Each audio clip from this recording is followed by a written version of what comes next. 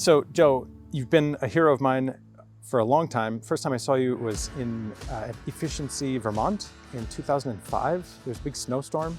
And I remember you and John Straub and Terry Brennan all presented like the greats of building science. So you've been a hero to me for a long time and a hero to many, many others, an inspiration. And a lot of your freely available, excellent material has been widely disseminated, and it's formed building science education for many, many people. So thank you from all of us. I'm representing ATMA, the Airtightness Testing and Measurement Association, which is an international organization of people who do airtightness testing. And we just have a passion for building science. So a lot of us read your stuff, and we'll be reading it for a long time and sharing it as much as we can. So we bring you a bottle of hopefully acceptably good Australian wine for you as thanks. This is phenomenally acceptable good red wine. Who knew that you're better than the French? I don't know enough about wine, but I'll leave it to my Aussie colleagues to fill me in. And I hope that when you come for the IAQ conference next year, that you'll be treated well. You have Grange, and that's all you got to say. All right, cool.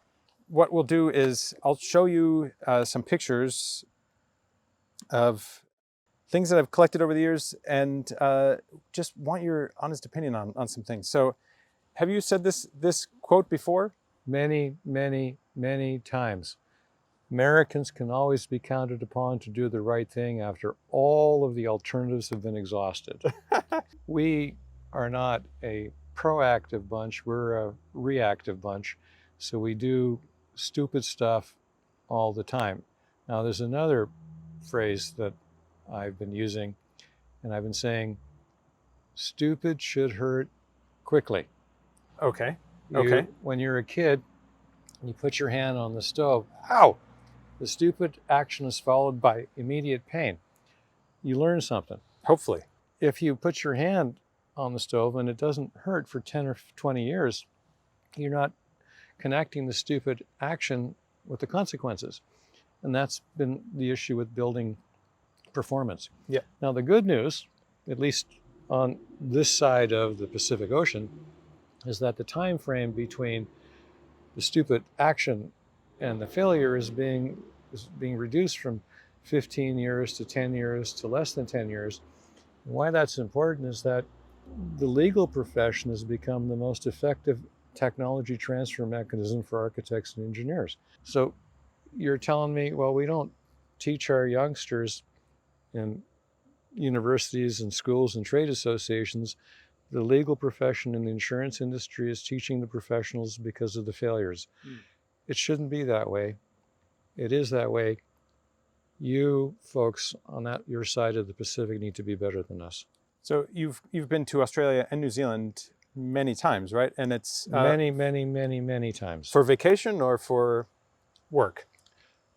I get sent there for work, but it's hard not to surf at Bondi. Sure. And it's hard not to ski in New Zealand. Yeah. All right.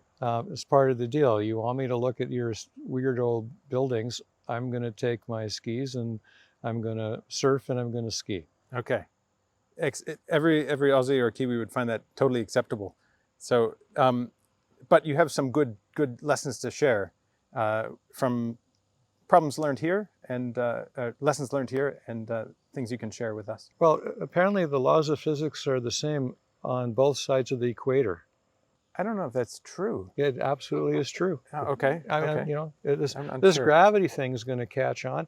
And there's this Irish guy who really knew something. His name is William Thomson. And he became so good that Queen Victoria, who normally hated Irishmen, protected him and made him a Lord Kelvin. And the Kelvin equation is all about material sucking water. And if you don't know Kelvin and you have insulation, you're doomed. So we have in Australia now some priorities on things like electrification and also trying to save energy costs. So we have one of the highest uptake of solar on the planet. Like 30% of Australian homes have solar. And they're also incentivizing now batteries to help with grid stabilization. I took a picture of a house going up in my neighborhood, and it's showing there's no wall wraps on anything. The building's not been weatherproofed at all, but they've got solar panels already mounted, ready to go on the roof.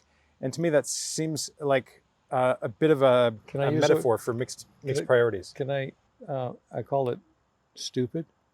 What you want is you want to make the solar panels as small as possible because they're very expensive.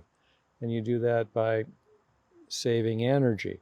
And so why would you put an efficient heating and cooling and energy system on the top of a building that's an energy pig? Yeah. But here's the risk. We figured that out, but we were stupid about it in Canada and the United States. When you change the energy flow, you change the second law of thermodynamics. And the second law was put to music by the second best guitarist of all time, Mark Knopfler. You can't get your money for nothing and your chicks for free. Yes. That's the second law. And you're saying, well, what has that got to do with whatever? I was taught this by old people.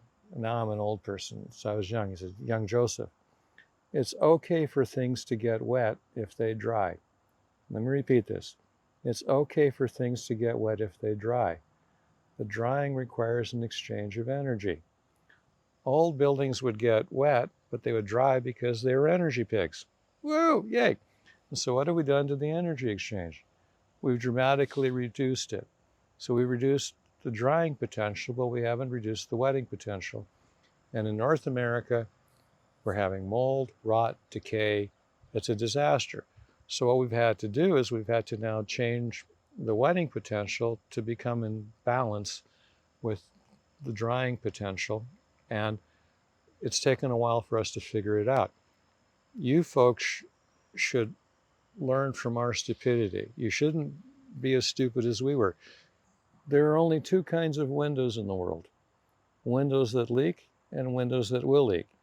Windows are like people. As windows and people get old, we leak. You youngsters have no freaking idea what's going to come to you. But because we know that they're going to leak, you put an under window gutter now, so that when the window leaks, you kick the water to the outside. A leak is not a leak if the assembly doesn't see it. Well, we never had to do this before. Well, because you weren't energy efficient. Right. Now you have to. Really? It's not complicated. Yeah. So one of the things, one of your phrases that I really took to heart was you can't get a free thermodynamic lunch. Is that right? Yeah. Something like that? There's no such thing as a free thermodynamic lunch. And again, that's the second law of thermodynamics put to music by Mark Knopfler. Ah. So I was asking you about priorities, and we have solar panels going onto roofs before walls. And then this is the types of wrap installation we see on the outside of buildings. And all right, so let me interrupt you and tell you, let me give you priorities, because it's so obvious and so logical, it drives me crazy. You shouldn't kill people. You shouldn't make them sick. You shouldn't kill the building, and you shouldn't make it sick. Okay, duh. Number one priority is fire, fire, and fire.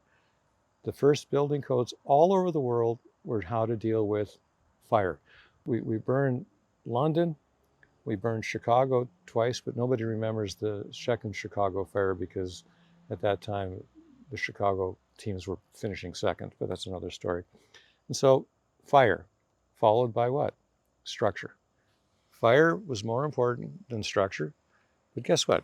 You're going to sacrifice fire performance and structural performance? Are you crazy? You handle that. Mm-hmm. Once you've then handled that, then you deal with the damage functions, and there are three principal damage functions: water, heat, and ultraviolet light. And in the order of importance, water is more important than heat, which is more important than ultraviolet light. So after you've handled fire and structure, you deal with what? Water, water, and more water, followed by heat, heat, and heat, followed by ultraviolet light, UV radiation. And then what? The problem with overventilating right is that when you're dealing in humid places, you're going to need to dehumidify. Right. and you're dealing in dry places, you're going to need to humidify. That's not easy. Well, in the old days, air conditioners would dehumidify. Well, I'm going to tell you something magic. Are you ready? Air conditioners only dehumidify when they're running. Right. Oh my right. God, you got it right. They only dehumidify when they're running. What have we done to the runtime of the air conditioner? They're more efficient, Joe. They don't run at all anymore. Well, it's even better. As the SEER rating goes up, the efficiency goes down for moisture removal. So we've got insanely efficient air conditioners that are unable to dehumidify because our building is so efficient. So remember the movie Mrs. Robinson where they said the future is plastics? The future is dehumidifiers. Maybe. All right. No, wait. Your guys live in a big place. You also have places that are winter. Yeah. My home province in Canada, I guess it's the 51st state now, I don't get confused now, is Ontario. The ventilation rates are so high now that the buildings become too dry. So what we're now selling are humidifiers. So this is crazy. So in hot, humid places, we need dehumidifiers. In cold, dry places, we need humidifiers because the buildings are being overventilated because we don't use source control. Now, I got into a little bit of trouble when I said humidifiers are ISIS bioweapons because you are humidifying water that's got bad stuff in it. The Mayo Clinic says you need to use distilled water in a humidifier. I see that all the time, don't you, in a humidifier? If you don't build out of stupid stuff, if you don't do stupid stuff in the building, you're not going to need to have a high enough ventilation rate to humidify and dehumidify, especially if you're energy efficient. I'm hoping to live long enough to actually see that happen. I have so many things that I could ask you about, but maybe I have no friends. Please ask me. I might just ask you some quick take. Sure. Quick takes. In one of your papers said we should stop talking about air barriers and maybe call them air control layers or vapor control layers. Do you think we should move to language like that? Yes, because language is important. A barrier means we don't have any flow. Right. Good luck with that. Right. No. But we can control air even if we have some air flowing in both directions. We can control vapor. We can control heat. We don't have to stop it. I've been in Australia now for 10 years. Do you think there's any hope of getting America to switch to the metric system? I got to say, I've been there for 10 years, and the metric it's pretty cool, Joe. Okay, I understand. I grew up in Canada. Yeah. And we converted to the metric system. And the first thing was that we couldn't buy things affordably because everybody changed the prices because they could get away with it. And then we got very, very, very, very good with it. And I don't have a problem with the metric system. I'm very good at it. It's nice, you know, powers of 10, you can know where the decimal place is. I've got a slide rule on my goddamn watch. I mean, are you kidding? It's logical. But the largest economy on the planet, it's not China, it's the United States. And I don't see the United States ever converting to the metric system. All right. And I'm just telling you, if I was in charge, which I'm not, we don't teach anybody anything in schools anymore. And you want to teach them imperial and metric and oh my God. I mean, my Toronto Maple Leafs are going to win the Stanley Cup before, and they're never going to win before we convert to metric. All right. So steel framing is widely used in Australia with very little attention to thermal breaks. So recently, the latest edition of the National Construction Code say you need to have some thermal break on it, and something like this would count. So this in US units would be about R2, something like that. Let me tell you a little bit about steel. Are you ready? Uh-huh. It's conductive. Oh, okay. Like how much? I mean, like big time. You know, if I have steel studs on 16-inch centers and I put an R20 bat in there, I lose 50% of that because of the conductivity of the steel. If I have wood studs, I only lose about 5%. Wood is not conductive, steel is. You see, I've never seen wood wiring. Is that why they build heat sinks out of metal and not Insulation and not wood. and not wood. Amazing. I mean, yeah, we don't teach that anymore in North America. So you're clearly an educated person. So I have these pictures of ghosting on ceilings and walls, which one of your great articles. It's called Brownian motion. Brownian motion. The particles vibrate less energetically as the temperature goes down, and so, you know, the dust particles played out on colder surfaces. It's a poor person's infrared thermography. That's right. So you don't even need an infrared camera to see the traces on the ceilings and walls. You might have to edit this comment out, but if there's somebody that you don't like, send them a scented candle, because the scented candle creates tiny particles and it plates out and it destroys you. So when somebody sends you a scented candle, they don't like you, or maybe they like you, but they don't understand that you're going to end up having to repaint your building. Just thinking of you, here's a scented candle. Yeah. Or I have a lot of fun now in the United States where I show up these buildings that have got these houses with all these whatever, and I say, so you guys, girls, you smoke a lot of dope, right? Well, marijuana smoking creates particles. The particles played out. So, you know, you got all these particles that didn't exist before. So we've got candles, scented candles, tobacco smoke, marijuana smoke. Awesome. Do you want to know how to make all of that go away? Put insulation on the outside of the steel studs. Now, Joe, you're talking too fast here. So look at these pictures of, this is just homes that were built. These were built to high efficiency standards in Australia, but with steel framing. They light up real pretty in infrared. Right, and so they're not efficient. So just because you call it an efficiency standard doesn't mean that it's efficient. People call me handsome. I'm not handsome. You can call people anything you want. You need to measure it. If you can't measure it and you don't measure it, I don't believe you. And there's no way you can make steel framing efficient by putting fluffy stuff in between the stud or the framing. You need to have continuous insulation on the outside, and you need a lot. So we've got in the IECC, which sometimes I point to for inspiration, there's a table of U values for walls, and there's the U value for a wood framed wall or a masonry wall or a steel framed wall is the same. So there's no preferential treatment of steel framing or masonry walls. They have to meet the same performance requirement that a wood framed wall is. Do you think that makes sense? Well, if you're an accountant, they would arrest you for fraud. No, they're not the same. I mean, come on. You folks are sophisticated down there. The laws of physics are the same north of the equator and south of the equator.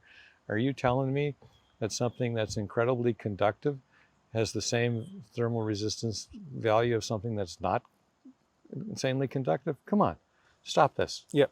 You're better than this. So you're saying that walls of different types should have the same thermal performance requirements? Yes. The joke in the old days was you shouldn't eat your sweater, you should wear your sweater. Okay, yeah. There's little attempts at thermal breaks and things. In the IECC, they have guidance provided by AISI, the American Iron and Steel Institute, to properly calculate the thermal performance of steel frame walls differently than they would timber frame walls. Have you heard of that standard? Yes, but it's not, I don't like its accuracy. It makes the steel look better than it actually is. Interesting. Okay. I call it faith-based thermal performance. All right. So what we have in Australia is basically framing factors that might be half of what they are in reality. So the thermal bridging from steel framing is accounted for, but it ends up only harming performance from maybe 10 to 30%, whereas you're citing, say, an ASHRAE table which says 50%. 50 or 60%. Yeah. Let me tell you how, if I was in charge, and I'm not, what you do is you actually build a wall and you actually measure it. Yeah, I know. You actually build the wall and you actually create a temperature difference and you measure the heat flow across it. Yeah. What a concept. So a hot box. Well, it could be a hot box, a cold box, but it's got to be a big box. Yeah. You don't want a small box. You want to measure a wall. And then understand that that's done with no airflow. Then you want to create an air pressure difference. So you want to measure conduction, radiation, but you also need convection. And guess what? We do it now. It's not because we're insanely smart on this side of the Pacific. It's that we were stupid first. We were number one. We really messed up. Don't do what we did. Be smarter than we were. We were stupid. You should be smart. All right. Well, let's. So I was going to ask you next about, I guess, related topic, airtightness. So there's some deal with it pretty simply here with the IECC, where depending on climate zone, you have an upper limit to airtightness. And the states that have adopted the versions of the IECC, which have blower door testing, it's very simple. Are you above or are you below that number? In Massachusetts, what is it these days? 3 air changes per hour at 50 pascals. 3. So this is a study published 10 years ago by CSIRO. It's one of the national labs in Australia.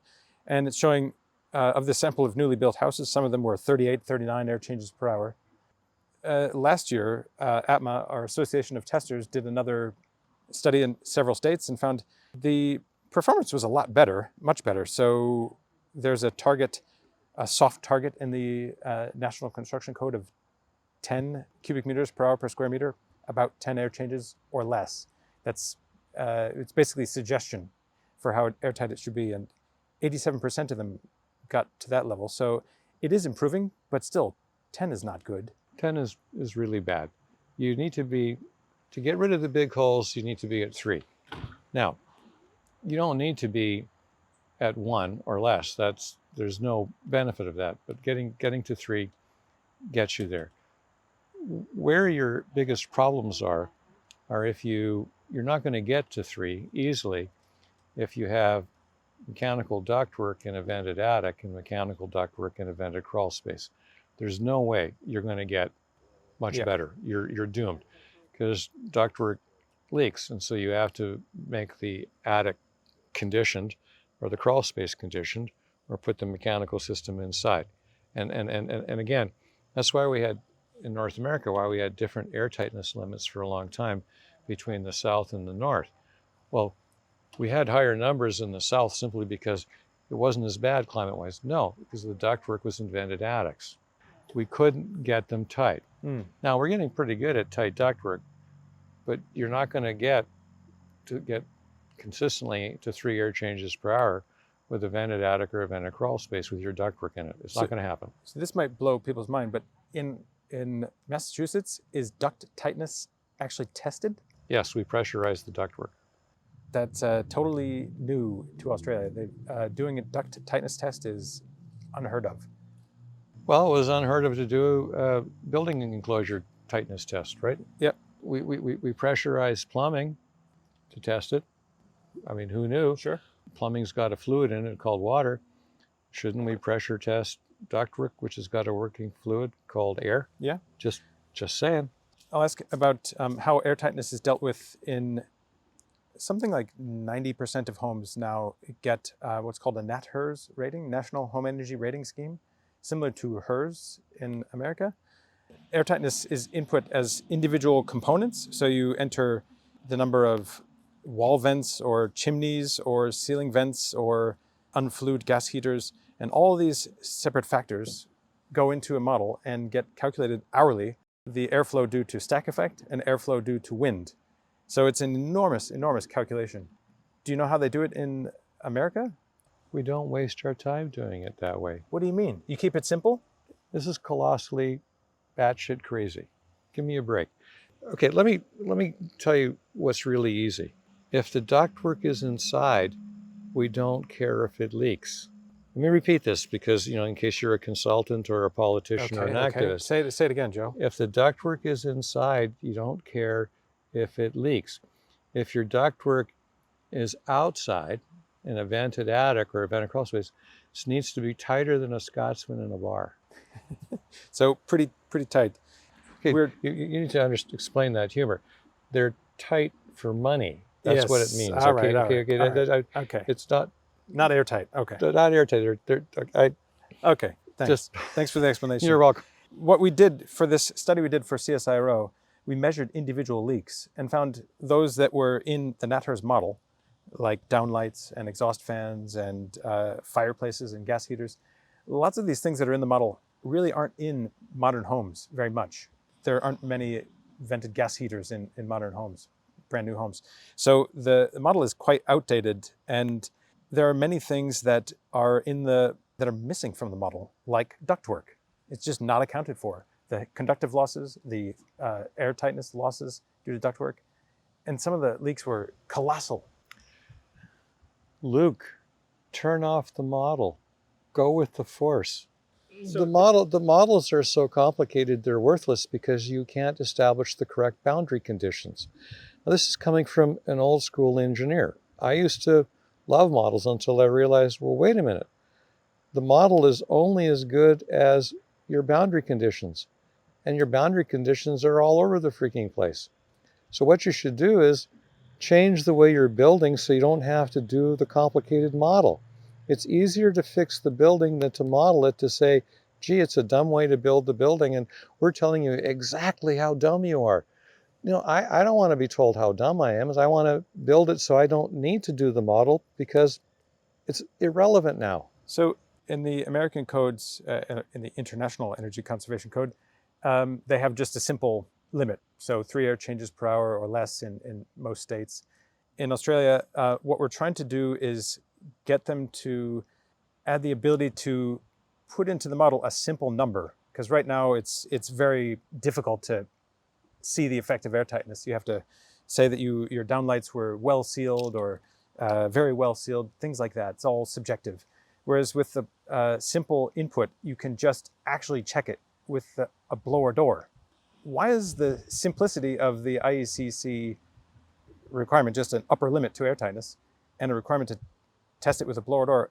Why is that superior to all the silliness with individual leaks and a list of things you should account for? Well, because there's no way you know what the boundary conditions are for the individual leaks. You don't know where the leaks are distributed. You don't know the pressure differences across the leak. They change all of the time. And why do you even need to do the damn freaking model? If you get reasonably tight, the small homes don't matter anymore. We had Ian Walker from LBNL talking to NatHERS, trying to convince them to simplify the infiltration model. And I said the Americans learned this lesson in the 1980s, I think, to dispense with the very expensive or complicated infiltration model and use something simple. No, the Americans didn't learn that. The Canadians learned that. And they spoke slowly and used very small words. Now, Walker's originally from Canada. I thought he was Irish. He's also a pretty darn good volleyball player, just letting you know. Cool. All right. I didn't know that. By the way, Ian's going to be very surprised that I said something nice about him. All right, because we've had our issues, but not on modeling. We've had our issues on moisture transport. Joe, we have limited time. I would love to ask you about moisture models. Listen, I have no friends. I'm happy to talk to you as long as you want. So these are some of the things we find in typical buildings. So exhaust fans with no dampers and no ductwork leak. Windows leak some, but every window is going to leak some. But the big things that are completely missing from the building code in Australia and building practice are simple things like connection of ductwork to the interior finish. Like we have many pictures of just ductwork that's just draped in the general vicinity of the register, but not actually connected to the interior drywall at all. Yeah, well, we have the same issues. Okay, so let me get into trouble here, okay? None of this matters if the building enclosure doesn't have big holes. So you're talking about exterior sealing first. Yeah, if the building has a good air barrier, I don't care if the ductwork is leaky and installed poorly inside of that. If it's inside, yeah. If it's outside, you're doomed. And look, we were stupid first. Okay, we were number one. I just want us to take credit. We were number one. America first. Well, Canada first, and then America first, and then America became number one. So let's have an attic ceiling and vent it and put 20 holes through that ceiling with ducts, with boots. And so the penetration leaks, the boot leaks, the ductwork leaks, everything freaking leaks. Are you crazy? There's no way in a million years you can make that tight. You're not going to do it. Yeah. But if you have that inside, we don't care. So steps along the way might be to require at least sealing of the ductwork to interior finishes, because I think telling Australians you can't have ductwork in your roof space, that would not go very far. Well, no, you can have ductwork in your roof space so the roof space isn't vented. And by the way, let me tell you a few things that are going to catch on. Vented attics burn and vented attics blow off. You, of course, don't have fires to worry about, and you, of course, don't have hurricanes.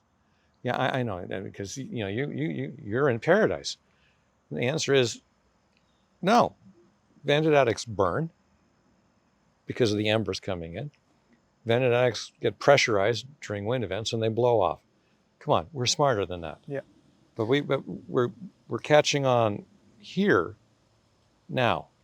And if you really think you can build a vented attic with ductwork in it and make it have the ductwork tight and pressure tested and have the building enclosure tight, good luck.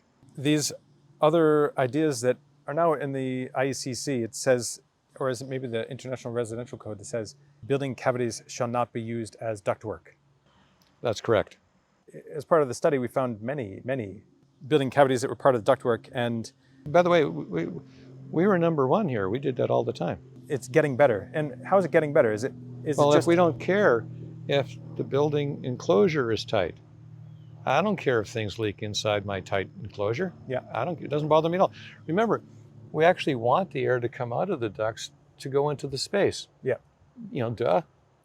So starting this whole mechanism turning is getting some attention to the overall building enclosure. A simplified enclosure with all the control layers aligned. Yes. And one thing that Australians are fascinated with is the magic of radiant barriers and foils. So for a long time, only recently have foils been disallowed in walls. Well, the reason that foils are a really bad idea is that they're a vapor barrier and they cause things to stay wet longer and they rot. Yep. And again, the only people that like them are the fire people because the buildings get too wet to burn. I hadn't thought about it like that. But another thing is that it was always the advice when using this foil to leave a space between the foil and the insulation so that they weren't touching and there was a gap, which... Well, that's necessary for the radiation to actually work. Yeah. Radiant barrier isn't very radiant if there isn't any gap. Sure. And now that we have, so they've disallowed the foils on the exterior of walls in colder climates, but now there's no requirement to fill the cavity or any awareness that you should fill a cavity with insulation to prevent convective loops in the wall cavities. Air is not very good insulation, by the way, despite what people say. So you need to, not only you don't want an airspace at all, you want it to be completely fluffed and filled. Completely filled. Completely filled. By the way, I think that's the best use for the ground up New York Times. All right.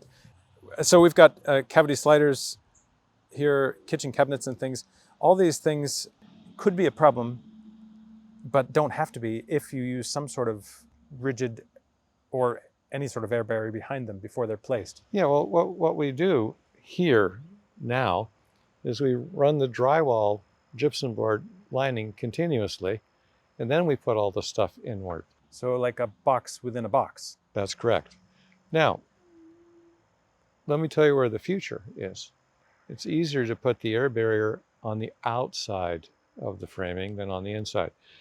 The evolution of air barriers in the world, in North America, has gone from a flexible film on the inside, polyethylene, to gypsum board or drywall on the inside, to a flexible film on the outside, to a rigid material on the outside. That's taken 30 years. I was one of the pioneers of changing the interior flexible film to drywall. My master's was the air drywall approach. And I didn't invent it, I just wrote it up because an old timer said, "Young Joseph, they're using drywall in Edmonton as an air barrier. Go out and measure 10 sheets of drywall and that'll be the definition of an air barrier." It was wild. The guy that came up with it, his name was Jean-Claude Perrault, J.C. Perrault. He hated polyethylene so much he had a license plate on his pickup truck that said, "No poly." Apparently, people are known to live in these buildings and they're known to actually work in them. Did you know that? This is amazing. And most people breathe. Yeah, I know you shouldn't probably breathe stuff that makes you sick. Yeah. And so one of the things that people don't realize is that air change and ventilation is not very effective at indoor air quality. Source control is more important. I got into trouble when I said that dilution is not the solution to indoor pollution. Source control is way more important. You need to make sure that you don't build your stuff out of stuff that makes you sick. You shouldn't do stuff in your building that makes you sick. Duh. Now, you can't use source control for people. You can only use source control for the building.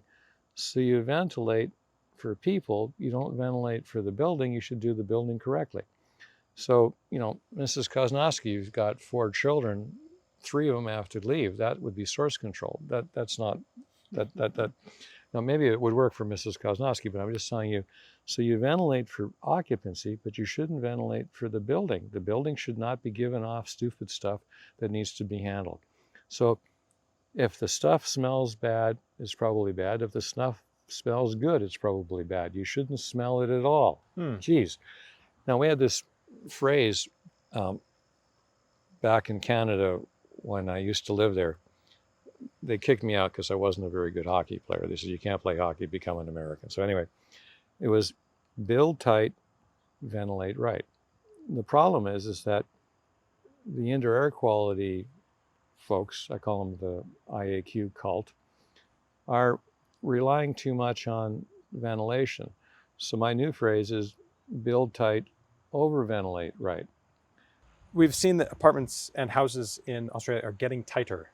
Whether they're too tight, not many are too tight yet. You can never be too tight. If you have proper ventilation, right? Well, you need proper ventilation in buildings even when they're leaky. Yes. And let me explain. Just because it's leaky doesn't mean the air is going from the inside out or the outside in. You need to have a driving force to push it. Yeah. It's real hard to have a pressure difference in a leaky building. Just letting you know. You can't control what you can't contain, or other things like Yes. that, right? So there are already requirements for exhaust in the National Construction Code. You have to have intermittent bathroom exhaust, for example, and you have to have a kitchen range hood to deal with the pollutants and moisture.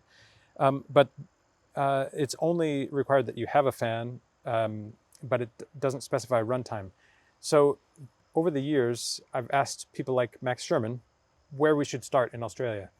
And the National Construction Code says if you have a home that's tighter than a permeability of 5, which is about 5 air changes per hour, that you should have continuous ventilation.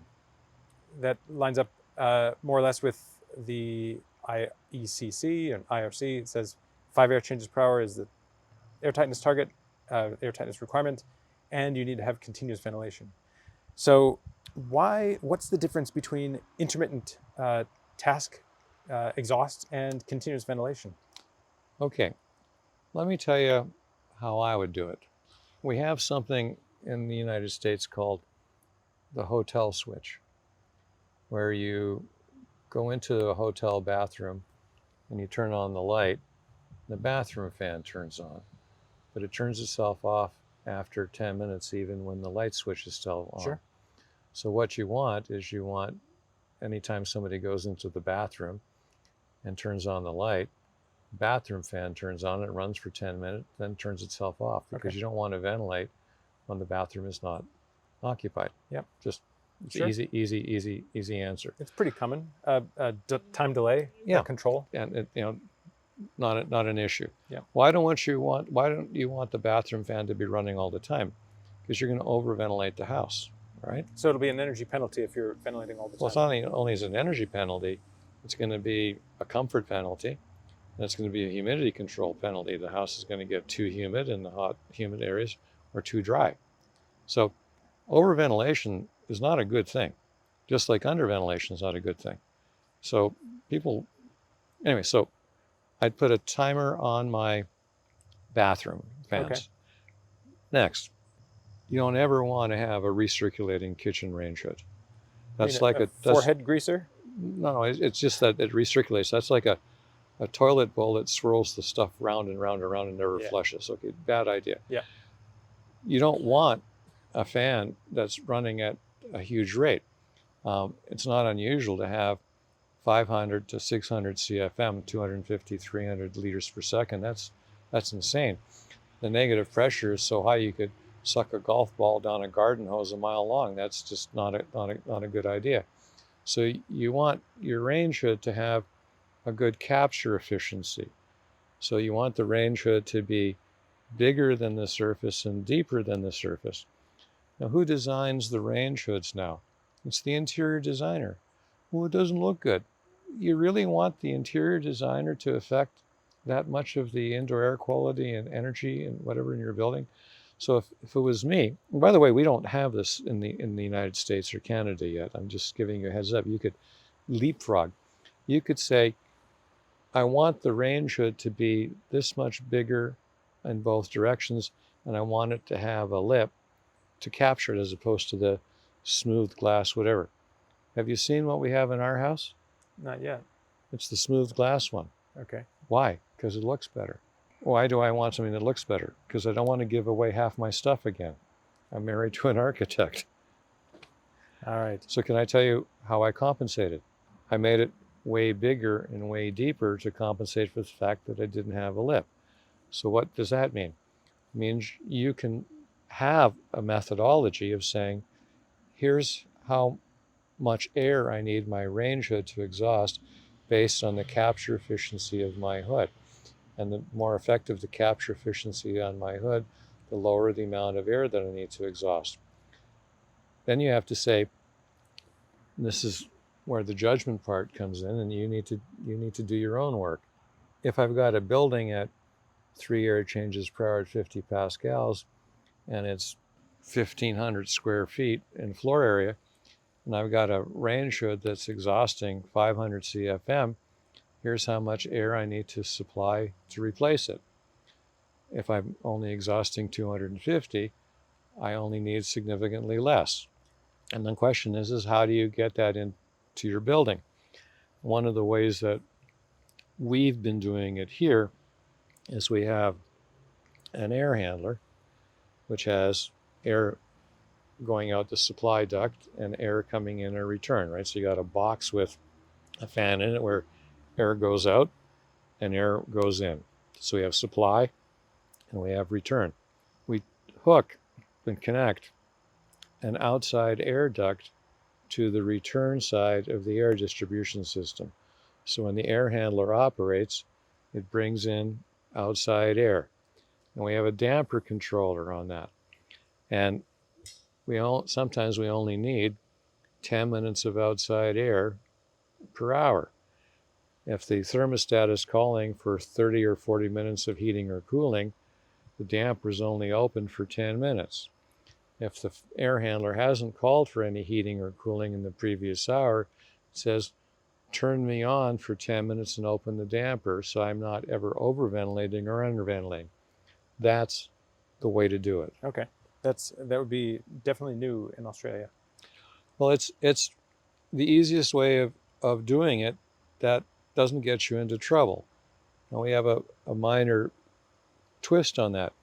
That outside air duct has also a flow relief on it, where if somebody turns on the kitchen range hood and it's 500 or 600 CFM, it allows for that Sure. air to happen. Makeup air. Sure. So you're allowed to be stupid. We discourage it, but mine's bigger than yours. Okay, but we compensate for it. Now, where's the future? The future is going to be standalone energy recovery ventilators that are independent ventilation systems that don't communicate with the existing heating and cooling system. This is just, and it's going to measure, it's going to ventilate according to what you measure in the space.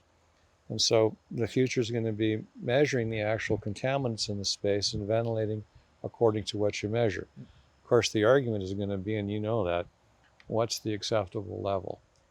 It'll be freaking awesome because, we'll have the technology to measure particle morphology, PM 2.5. We'll have the technology to measure volatile organic compounds. We'll have the technology to measure all of these things. We're just not going to have the epidemiological evidence to decide what is an acceptable or unacceptable number. Right. But tell you what, that's a huge improvement over where we are right now. Sure. How are we going to solve this?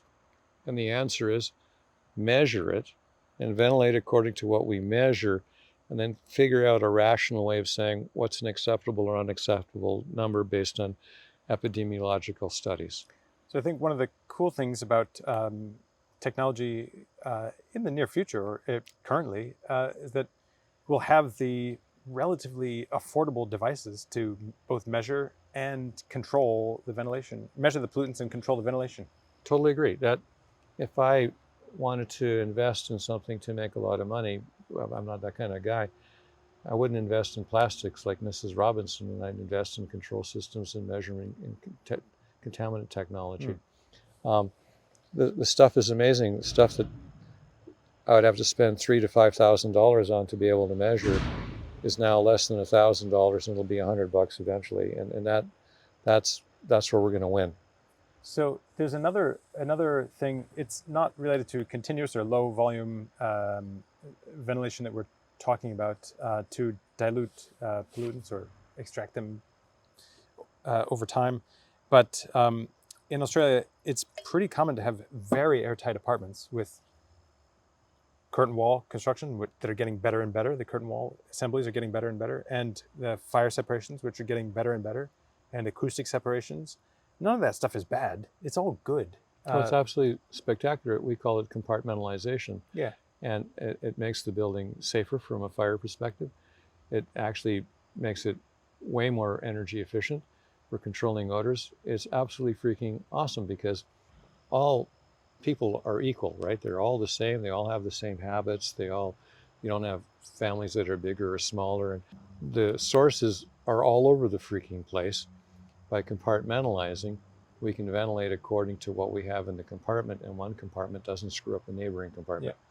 Yeah. In high-rise buildings, you'll be able to have operable windows and not care about the stack effect, because that compartment only sees that one-story stack effect. It doesn't see 20 stories. Sure. You've got a good article on this topic. One thing that I think we need to figure out in Australia is some guidelines for designing sufficient makeup air for exhaust in those very airtight apartments. So I did some testing on a building that some apartments were getting pressures of 275 pascals when the kitchen range hood was on. So it was enough to make it difficult to shut the door. Well, no, that doesn't surprise me. And by the way, we were stupid before you were. Tell us, what did you learn? That if you suck, it really hurts. Yeah. And the tighter the unit and the bigger the fan, the more you suck. And so what we end up having to do is relieve the pressure. That's why what we've been doing is we've been taking an outside air duct in each apartment to the air handling unit with the balancing damper. So when we are sucking, we bring in more air. When we don't suck, we don't bring in that air. So there are a couple of things you need to do. One is you shouldn't suck all the time. You shouldn't suck too much. And when you do suck, bring in air. Okay. How complicated can that be? That's it. That's all of the physics. You shouldn't suck too much. When you suck, you should bring in the makeup air, and you're done. So there are many examples of makeup air. I've got some pictures of makeup air where it goes into the ceiling of an apartment. The ceiling itself becomes some sort of supply air, outdoor air supply plenum. See, but that's a bad idea. And the reason it's a bad idea is that if you're air conditioning and you're bringing in hot, humid air into that space, you're going to get mold. Don't use a drop ceiling return plenum as your makeup air source from the outside. That's really colossally bad. If you guys do that, I'm going to fly down and I'm going to talk sternly to you to say, stop that, don't do that. Well, these pictures are in New Zealand. So these pictures are well, in the New laws Zealand. of physics aren't that different. I mean, you don't know how to play rugby correctly. Bad joke. See, your rugby is our hockey and America's football. I got it. But so, look, you shouldn't be using drop ceilings, wall cavities as your makeup air return sources. There should be an honest-to-God duct. If you don't, actual duct, you mean? A real duct. and not just a duct that stops right at the curtain wall, like stops right there. Well, you could have, and then goes into the ceiling. You could have a hole in the wall that connects to the living space. Yeah.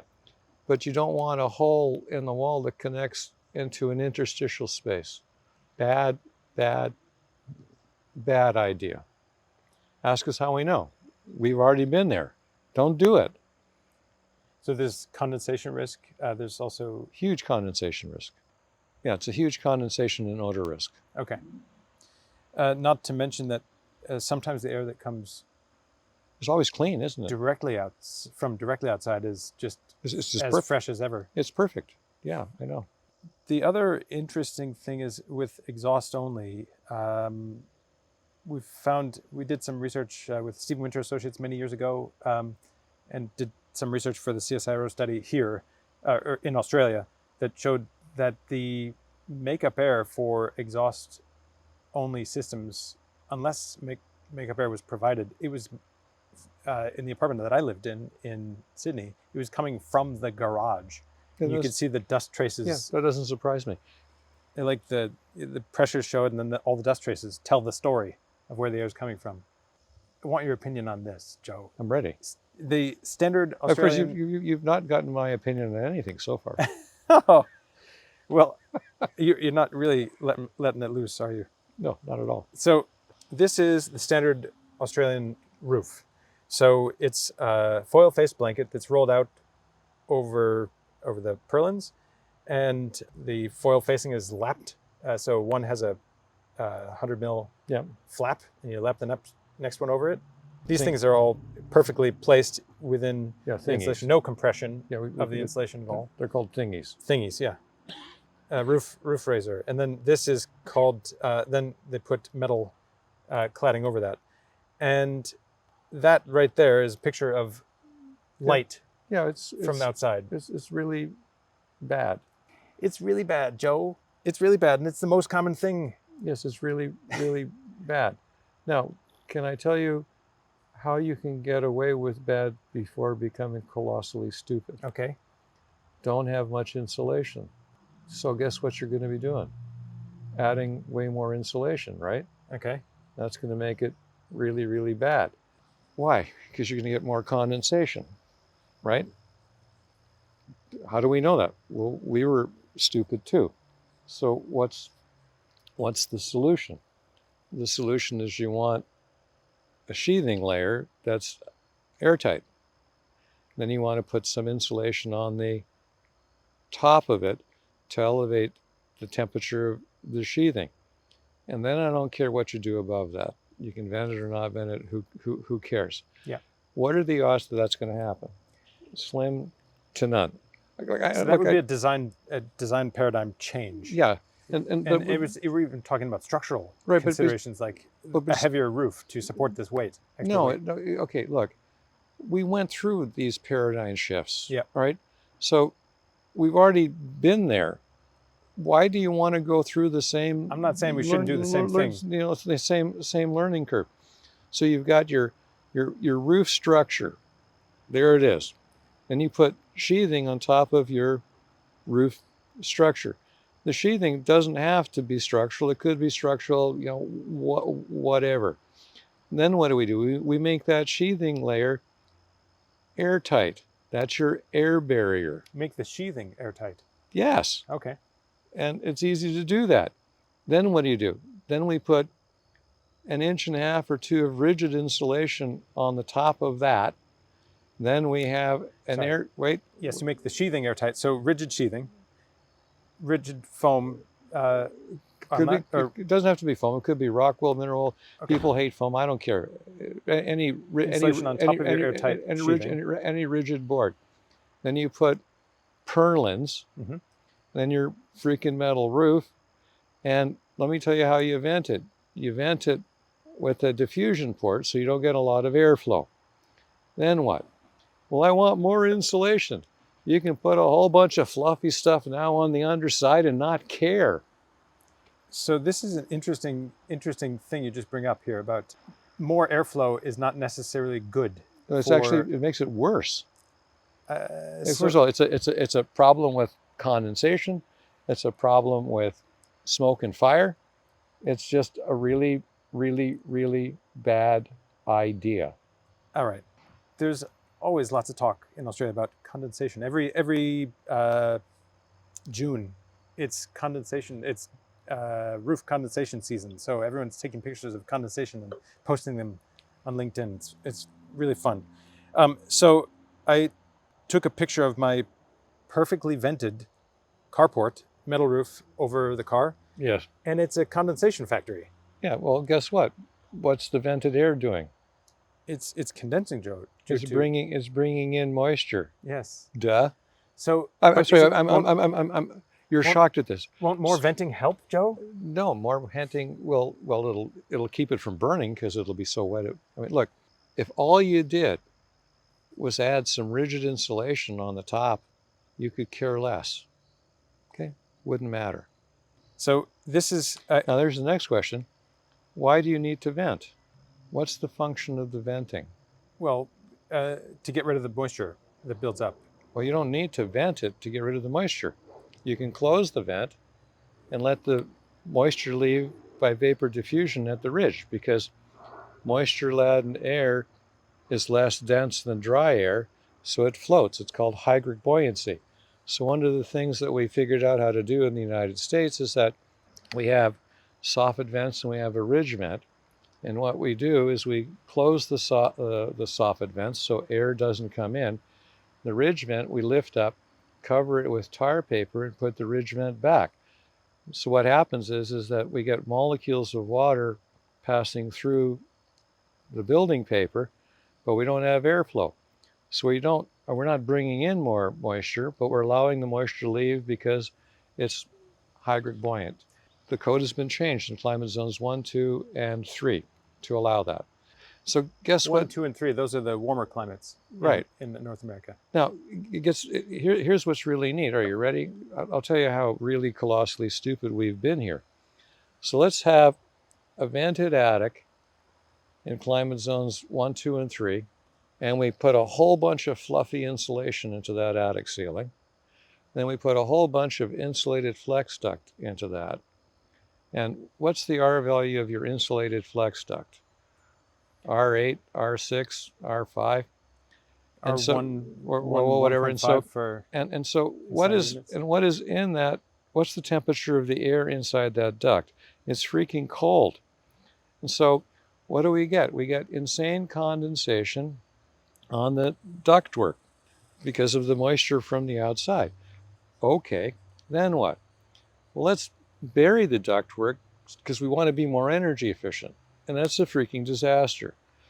But if you close the soffit vent and you still allow moisture out that's vapor at the top, you can now bury the ductwork. And you get a credit now saying that the ductwork is considered to be inside the conditioned space because it's under the insulation, and I'm not bringing in moisture from the outside, but if there's any stuff that gets in, it leaves out the top. Okay, it gets even better. Are you ready? Let's say that you have plywood roof sheathing. Do you ever have plywood roof sheathing? They don't use plywood. It's either they might have a wrap on the roof and tiles. Most common is tiles. So they don't have a sheathing? They don't use a sheathing, any sort of rigid sheathing. It's either a wrap or nothing. And the roofing materials are. But okay, you're not quite as stupid as we were. But ponder this for a minute. Your roofing material is what? Is metal, or it's tile? Tile or metal are the most common, yeah. Okay, so at night, and there are no clouds in the sky, the tile or the metal see outer space, right? Yeah. What's the temperature of outer space? It's pretty cold. Really freaking cold. And so you're losing heat by radiation to outer space, right? That stuff is colder than the dew point temperature of the outside air vapor mix, right? Yeah. So if you're ventilating, that tile is condensing water on the underside of it, isn't it? Yeah. Yeah. And so then what happens is in the morning, the sun comes out and drives the moisture where? Downward. Inward. That's kind of dumb, isn't it? Yes, Joe, that's kind of dumb. But if you don't vent it, it's not going to get wet. So who cares about your sheathing? You've got your tile, you've got your metal, you've got your paper, your soffit vent is closed. You're not having air coming in at night. So nothing is getting wet, but if any moisture gets in, it leaves by diffusion you're done. You guys should thank me for that. You should take that back and say, hey, invite me to Australia and New Zealand, and I'll be polite and nice. Hey, I hear you have a conference coming. Man, it would be so fabulous if you guys could lower your standards and invite me to come and hang out with you. I've really enjoyed this talk, and I think I should say again how much so many of your articles have really helped me learn many years ago, and then have helped me share these messages with a lot of others. There's one goal or one article in particular that you're famous for that is just such a great description of the dynamics, put very simply, and that's the perfect wall. Someone recently, just a couple of weeks ago, called it and wanted some advice about doing an air barrier review for an aquatic center. And they said, well, we want to know, should we be using an intelligent membrane for the pool? Absolutely no. Intelligent membranes are stupid.